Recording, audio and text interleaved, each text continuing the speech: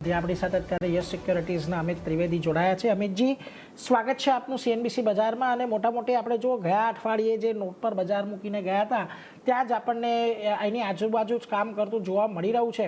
In fact આપણે શુક્રવારના દિવસે એક 24,000ની નીચેનો પણ ઘટાડો જોયો, પરંતુ ત્યાંથી હવે રિકવરી આવી ગઈ છે. આજે પણ એક પ્રયાસ છે 24,000ને ટકાવી રાખવાનો. કઈ રીતે જોઈ રહ્યા છો? વેલ, આજની એક્સપાયરી માટેની રેન્જ તમારી કઈ એક્સપેક્ટેડ હશે? જી બિલકુલ, ગુડ મોર્નિંગ.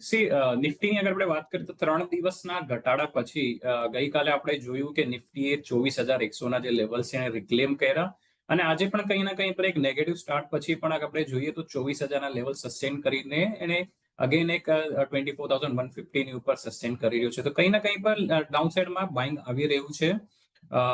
અને જે હિસાબે ઓપ્શન્સ ડેટામાં અગર 24,000ના પુટમાં હોય કોન્સન્ટ્રેશન બેઝ બની રહ્યું છે છેલ્લા અમુક દિવસથી, આઈ ફીલ કે 24,000 ને 23,800 જે છે એક નિયર ટર્મ સપોર્ટ છે.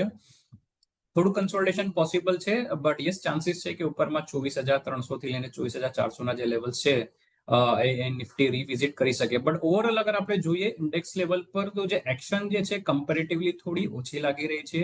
ઇન્ડિયા વિક્સમાં પણ આપણને ગઈકાલે ઘટાડો જોવા મળ્યો હતો, અને આજે પણ મોરલેસ 18ની નીચે સસ્ટેન કરી રહ્યું છે.